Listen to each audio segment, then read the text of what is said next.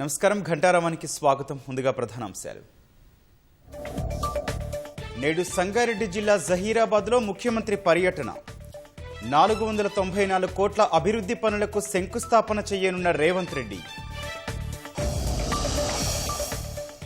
నిరుద్యోగులకు రాజీవ్ యువ వికాసం వరం లాంటిదన్న భట్టి. దేశంలోనే తొలిసారిగా 9,000 కోట్లతో అమలు చేస్తున్నామని వెల్లడి.